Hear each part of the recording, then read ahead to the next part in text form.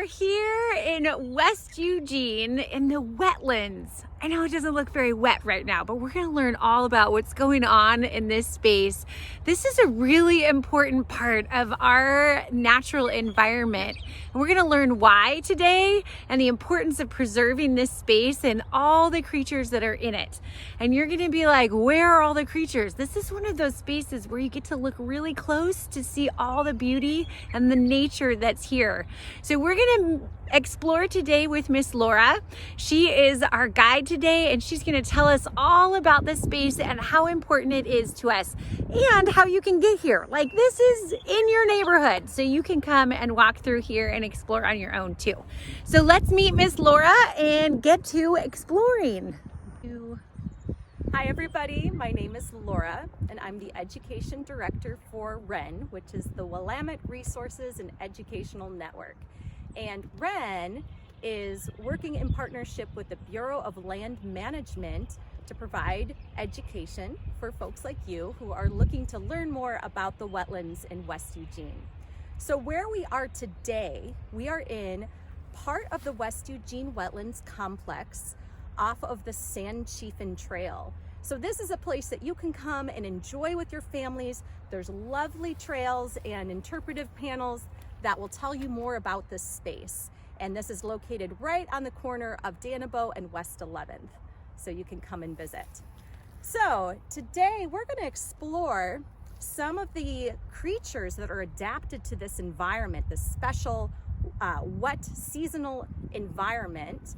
And we're going to talk a little bit about a native flower and the cultural importance and history of this flower, and also check out another creature that is really vitally important to it's an architect of the wetlands to creating new and important wetland spaces.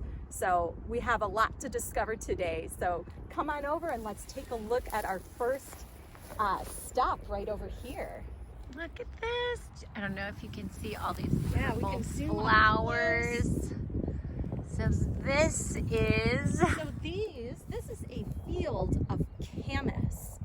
And we know by reading important journals from early European settlers that when the early settlers crossed over the Cascade mountain range, they thought they reached the ocean because there was such a sea of blue and purple. No kidding, and really? When they got closer, they realized it was a field of camas, common camas flower. And this area was and has been cultivated by a native tribe of peoples called the Kalapuya. Yes, we learned about the Kalapuya when we went to the Museum of Natural and Cultural History. Yes, they're a very important people and a very important part of the history of this area. So this flower, this little camas flower, was cultivated by the Kalapuya for its starchy root.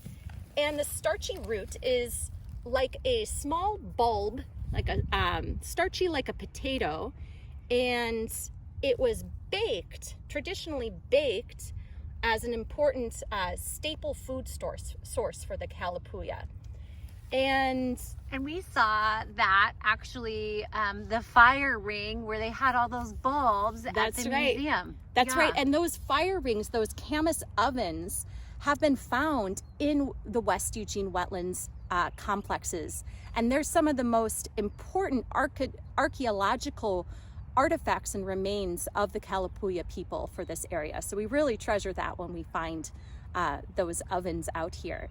And those ovens are layered, and I'm sure you remember they're very layered. And then the camas do you remember how long the camas was baked for from that field trip that you took? It was baked for 3 days traditionally to remove anything toxic remaining in that bulb before it was made edible and digestible by the stomach. Wow. Yeah. And we have a school in Eugene, Camas Ridge, where my kids attended, that is named after this flower. That's right. It's a very special flower for this area. So among this camas field, I just would love to paint a picture of what it might have looked like back hundreds and hundreds of years ago, when this field was managed by the Kalapuya people, it would be a big field of blue and purple. And when the camas was harvested, it was typically harvested when the roots were bigger and the flower was dying away. So you didn't really see the flower anymore. And what lives with the camas in the field is this plant called the death camas, which looks very similar, except it has a white flower. And similar, the bulb is also similar in appearance, but according to its name, which is a very accurate description for what would happen if you eat the death camas bulb. So the Kalapuya people were very in tune with this place and knew where this plant was because it was vital for their survival to not pick and cook the wrong plant. Right. Oh my gosh. No, I just always wonder, like, how did they discover, let's eat the bulbs? And this one, sadly, I mean, somebody probably died by eating that plant for them to figure that out, right? You know, and that's something that we learn from other people's experiences. Yes, we hope to learn, right? Yeah. learn the easy way, not the hard way. Yeah. So it was definitely an important skill that the people cultivated in this space. And they prescribed fire to the land to create this healthier plant. That fire will add, the ash from the fire will add nutrients back into the soil and nourish the plant, create a healthier bulb. They would thin a field like this so that the bulbs would have an opportunity to grow bigger. So when you think about this was very much like early agriculture, so but when you with say a wild plant.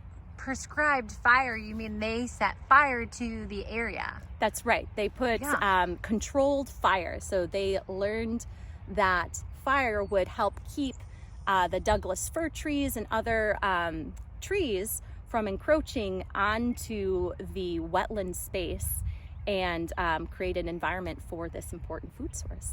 And you still manage this space in that same way, correct? We do. So we manage the space through a cycle of mowing and prescribed fire. Okay. For these plants. Very cool. And you can see the... And these are such important flowers for pollinators. There's a native bee over there. Nice. All sorts of creatures flying around and using this important flower. So pretty. And you can hear the ducks and the birds in the background. Now we had a meadowlark singing earlier. You might hear again. Okay, we're at the vernal pools, and Miss Laura's gonna talk to us about all the stuff that is in here. It's small, but you're gonna discover there's a lot in here. So this is what's remaining of our seasonal vernal pools in the West Eugene wetlands. So as we're going to get into, the wetlands here are seasonal, meaning that they only hold water for a certain time of year. And then that water goes and seeps into the soil and almost looks like it disappears. And in the summer months, this area will look like a vast wet prairie. So this is what's remaining this time of year, but it's really stock full of a lot of life. And we're gonna take a look at some of the creatures in here a little closer. So just looking at the surface, you might think this pool looks really kind of grimy and gross and oily, ew, right? But all of that oil is naturally derived from decomposing leaves and other materials, and it's not made by people. That's a very natural occurrence. And by taking a closer look at what we do find in this pool, we can tell a lot about the cleanliness and the purity of this water. So let's take a look. So in here, we have a lot of fun little creatures swimming around, and I'm sure just by a glance you can probably identify some of them, like one of our more popular little creatures right here. This is a Pacific chorus frog tadpole, and he's almost turning into a froglet. So let's see if we can get him in our little tray here. A little froglet. Let's see, be very gentle. So you call it a froglet. It's not a pollywog or... It could be called a pollywog too. So frogs undergo a cycle of metamorphosis, meaning that they will change from egg to tadpole to froglet or pollywog. Right here, he's got little legs, so this is probably more of a pollywog stage, and then into an adult. And what's really unique about this kind of tadpole, the Pacific chorus frog, or some will call him a tree frog, they will metamorphosize in one season. So since our vernal pools are only here for half of the year, this little tadpole will need to metamorphosize, meaning change, into an adult in about 2.5 to 3 months before the pool dries up.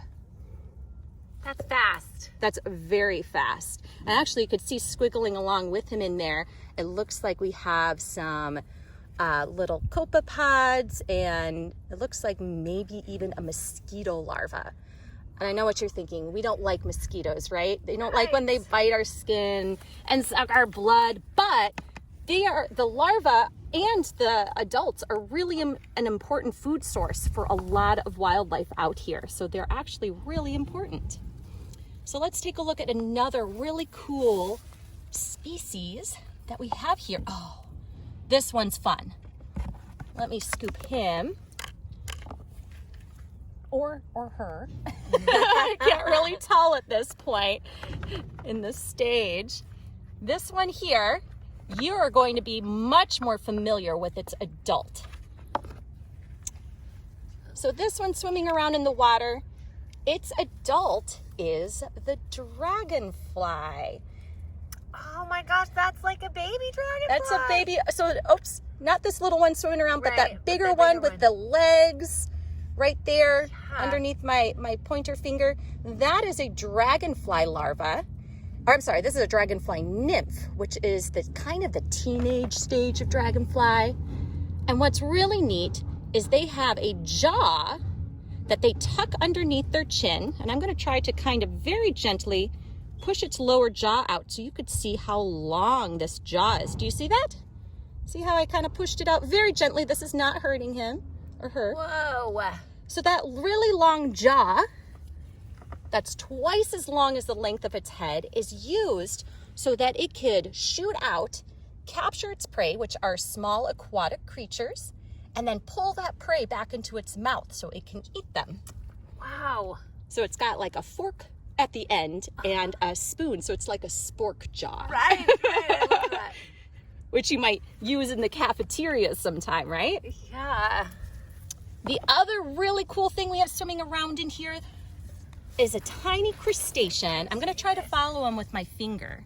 This tiny crustacean called a fairy shrimp. Oh my goodness, look Just at like that. fairies in a fairy kingdom like to frolic around, the fairy shrimp swimming around the water here. This is a fairly rare creature to find. This is a threatened species, only found in our vernal pools in Oregon and Washington. No kidding. And they're pretty neat too, because like the Pacific chorus frog, they're adapted for the seasonal water environment. So when the adult fairy shrimp lays her eggs, they are able to withstand the high heat and the dry of the summer. And then when the winter rains or the seasonal rains come again, those eggs will hatch and out will come the little fairy shrimp. Wow. And so why are these so important? Like what would happen if... I'm so glad you asked that question, Amy. So we've checked out just a whole bunch, and there's so many more creatures happening here. There's mayflies, there's a caddisfly larva who builds his home out of saliva and found objects in his environment to protect his skin. So all of these creatures, these we call indicator species. They indicate to us how clean the water is. So scientists learn by studying these creatures and studying what kind of water they live in, they learn that certain creatures can only live in really high quality water, while others can withstand water with lots of pollution. So a lot of these creatures, like the caddisfly larva, and we have a damselfly larva, and that fairy shrimp, they can only live in higher quality waters, cleaner waters. So that tells us that this water, even though it looks oily on the surface and muddy, is actually very clean.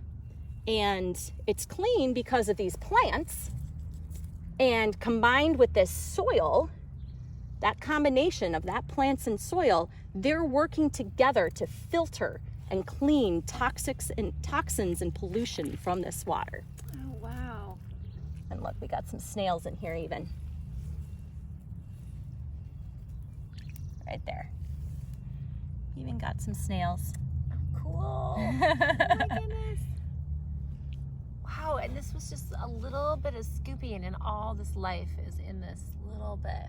Yeah, this was just a couple scoops of the nut and a little bit of water. So we have great variation, great variety of different animals, heavily adapted to live in the seasonal environment, and indicating to us that this is clean, filtered water, which is very important.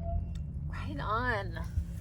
Now, when we say clean filtered water, not to be confused with like drinkable water. No, thank you for, yeah, so this is not water that you, like filtered water coming out of your sink or maybe a pitcher that you have. This is not that kind of water.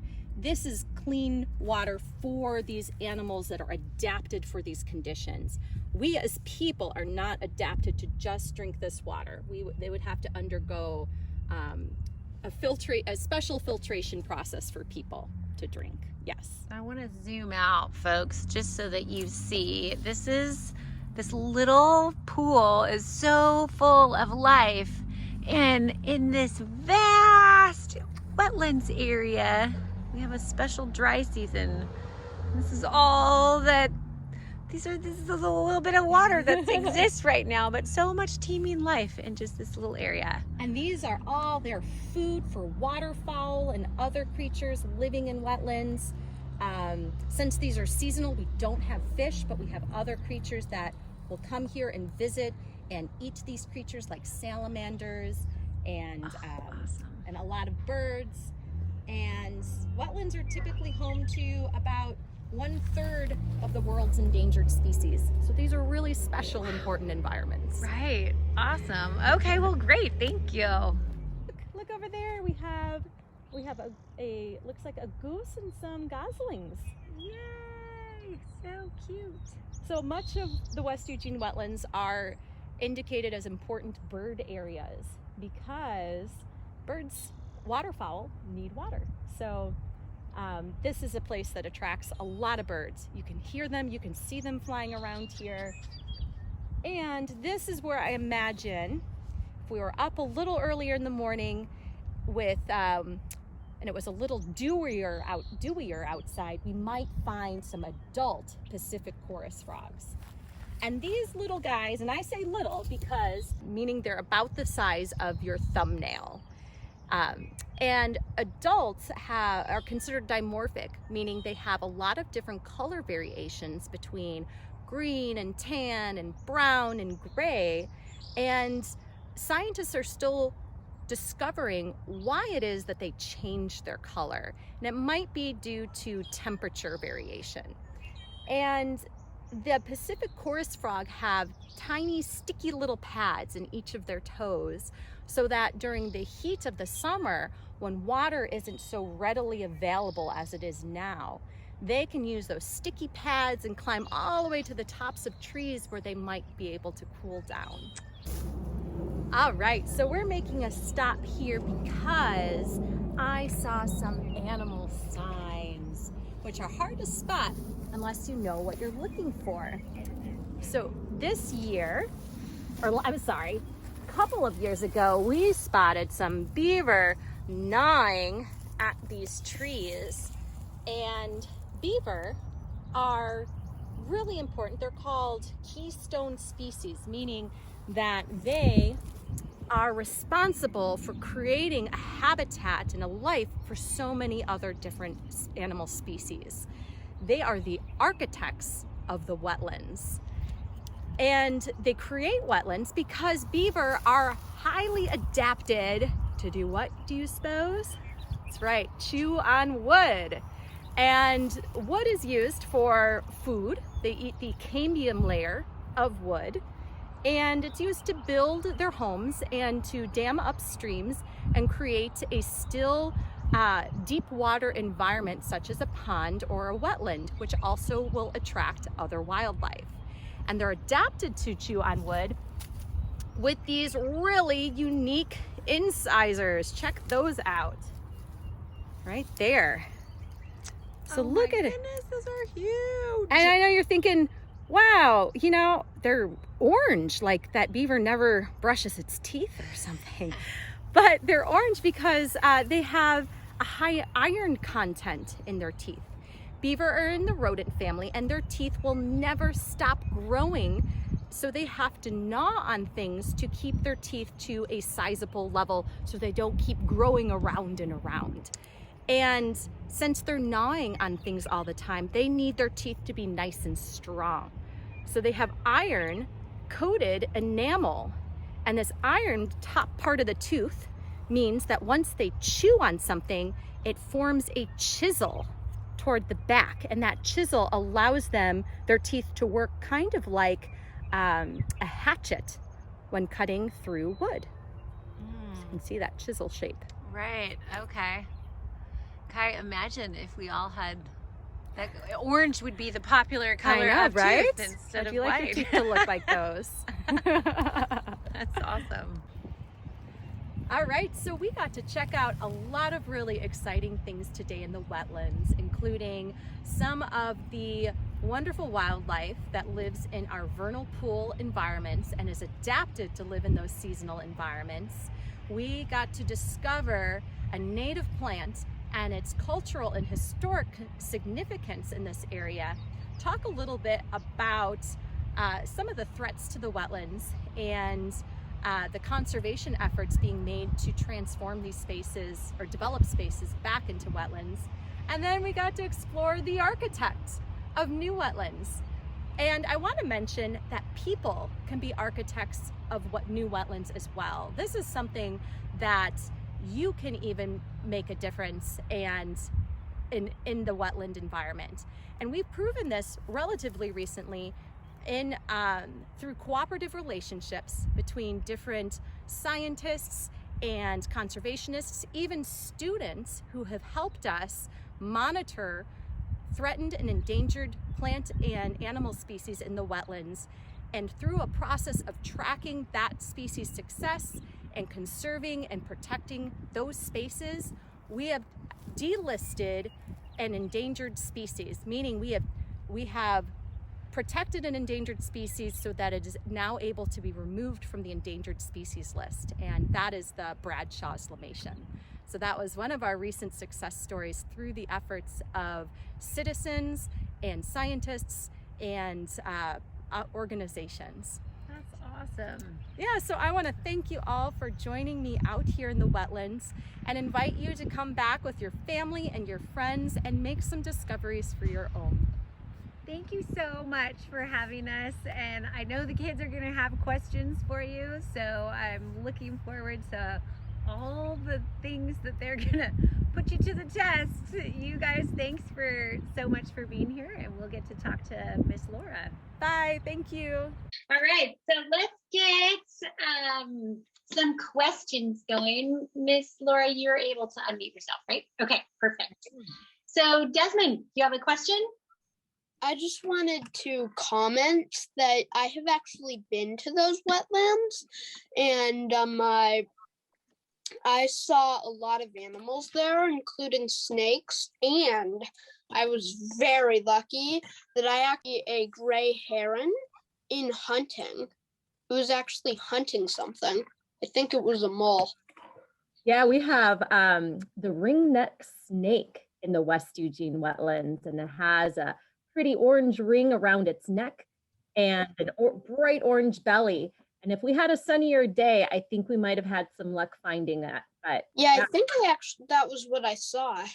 that could be. Yeah, that's a special snake in that area. Very cool. Thank you for sharing, Desmond. Alex, do you have a question? Alex? What were those flowers at the beginning? Those were our common camas flower. So we have greater camas and common camas, which are two different camas varieties in the West Eugene wetlands. How about Wyatt? Do you have a question? What are wetlands? That's a great question. So wetlands are special habitats that have three main ingredients. They have special soil, also known as hydric soil, hydrophytic plants, which are water-loving plants, and water. So those are the three main ingredients that make up a wetland and make a wetland different from other habitats. Great question. William, do you have a question? I like the tadpoles. I never got to see one. The tadpoles are special, and we have those tiny little tree frog tadpoles in our ponds. And I want to make a correction. I was talking about fairy shrimp, and I said fairy shrimp only live in Oregon and Washington. I was wrong. They only live in Oregon and California. So, and also, people left when the video was done. People left when the video was done. That happens sometimes. Okay, Jasmine, do you have a question? Yeah, I keep on getting confused when you were saying Desmond's name, because I was like, why do they keep on saying my name? I don't understand. Did you have a question? Not really.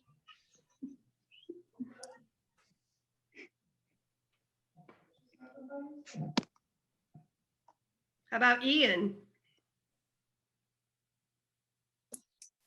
I wanted to know exactly how many different species live in the wetlands that are known, of course. That's hard to define exactly. There's thousands and thousands of species. Oh, wow. So So basically there's so many species in just one wetland area? in one wetland area, you have to count all of the different insects, and insects are probably multiple thousands of types of insects. Okay. All of the amphibians and the reptiles, which are probably a dozen or so, or more than that. And then all of the bird species, which are another hundreds and hundreds of species. All of the mammals, which are a bunch of species. So all together, it's multiple thousands. Okay. Great question. How about one more? How about Avery? How do you tell the age of your tadpoles and all of that kind of stuff? That's a good question. So with tadpoles, we can tell what life stage they're in more than an age. So we know that they start out as an egg. So when they're an egg, they're in the egg form for a certain number of days until they hatch from the egg and become a tadpole. And then from a tadpole, they start to grow their little back legs, and we call that the polywog stage. When they turn into a froglet, they'll have the front legs and the back legs, but they'll still have their tail. And then from a froglet, they turn into a frog. So we know the entire life cycle takes about 2.5 months to go from an egg to an adult. And then they live as an adult for probably a couple of years. So we can tell where they are in their life stage, but we can't quite age them in the sense that we can age a person. At least I can't. There might be a scientist more expert than I, though, who can. Awesome. Miss Laura, thank you so much for being here. And my friends, you guys always come up with such awesome questions. Thank you for listening and for remembering your questions. But you were awesome and so informative. Yeah, go ahead. Yeah, one more thing. If you are all looking to explore, maybe you have a pond or a vernal pool near your house that you've seen some wildlife in, I would recommend this handy dandy little guide. It's called the Golden Guide to Pond Life.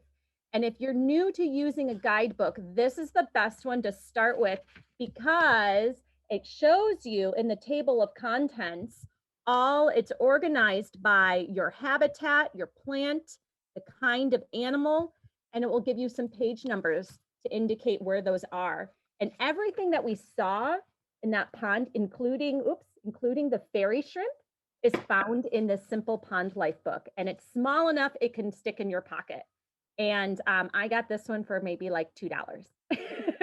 So something for, if you're looking to get into this a little bit more.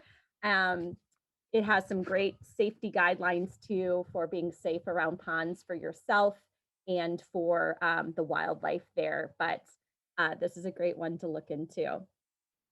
Great book.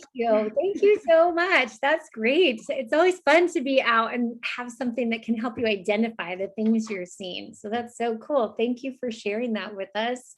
And thank you for being such a great host, for giving us that tour and just so full of great knowledge for us. And you all, before we get to our read aloud, I do want to say that this wetland, you can, if you ride and know the West Eugene bike path, this bike path goes right by this wetland, which is totally fun. There's you can park your bike. There's a little bike rack there that you can lock your bike up and take a walk through the wetlands and explore. So I totally think it would be a fun trip to do with your family, just to walk through and explore this on your own. So get out. It's beautiful weather. Take a little bike ride and explore this yourselves. Thank you again, Miss Laura. It was lovely to have you, and I'm so glad you were able to join us. You guys give Miss Laura a big wave. Thank you, everybody. Thank you. Good to see you all. All right, so the book today is called A Frog in the Bog, and it's written by Karma Wilson and illustrated by Joan Rankin.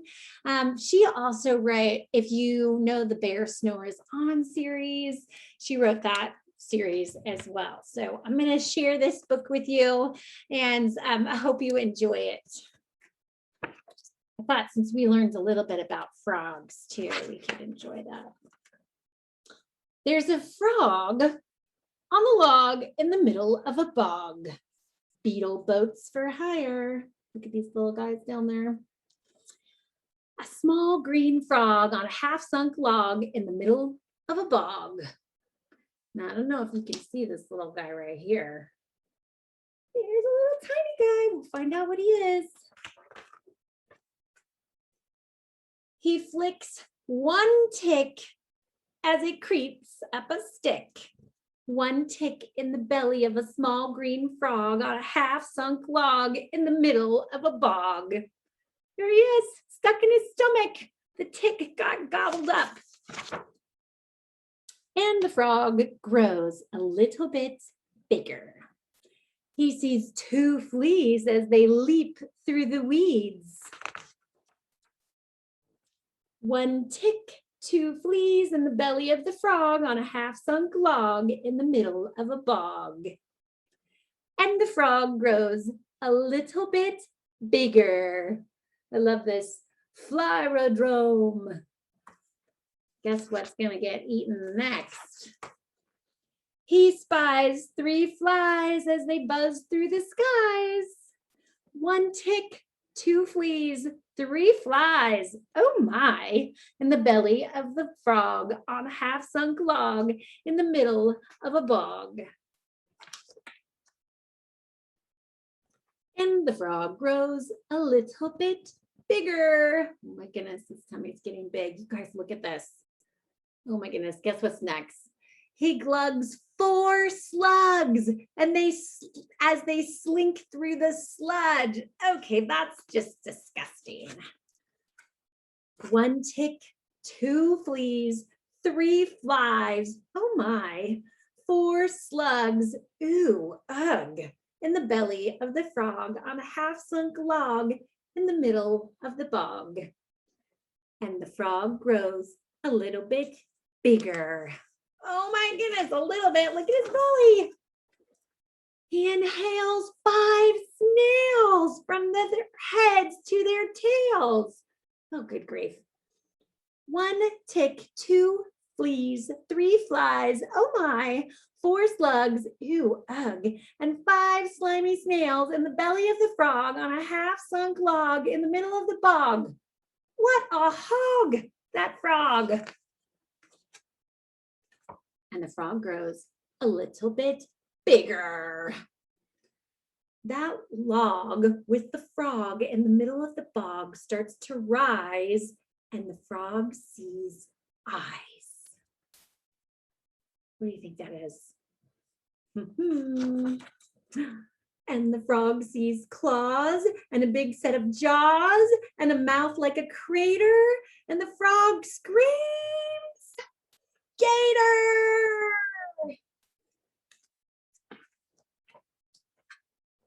With his mouth open wide, all the bugs inside start to crawl and fly and to slither and slide. Out come 5 snails from their heads to their tails. 4 slugs, ew, ugh. 3 flies, oh my.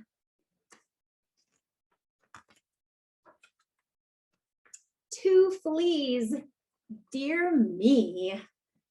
And 1 tiny tick, ick. And right in the middle of his holler, the frog grows a whole lot smaller. "See you later," says the gator as he romps through the swamp, because the itty bitty frog isn't big enough to chomp. Now, the bugs in the bog keep away from the frog, and the frog never sits on a half-sunk log. Woohoo! That was A Frog in the Bog, written by Karma Wilson and illustrated by Joanne Rankin. Thank you for joining us. Thank you once again for your patience with all my tech issues. It's always so fun to see your faces. Next week, you guys, we get to go and visit KLCC. Now you're probably going, what is that? It's actually our city's public radio station. So we get to go in there and see what happens as they put on radio shows. And we're going to get to see some programming and action and see the music and how they play all of that. It's kind of a fun field trip. So I hope you can join me. Also, feel free to join me on Wednesdays for our makerspace. We had a fun group of kids today. Tomorrow, if you're interested in joining Book Love and Breakout EDU, we problem solve to try to break ourselves out of puzzles. It's fun times. So I hope you can join me. You can find all that information on the 4J Library Services website. Just search Library Services and scroll down and you'll see club information there. So I hope you can join me. Thanks again for being here and for your patience. You all rock. And I hope you have a great afternoon. Get out, enjoy the sun. We'll see you later.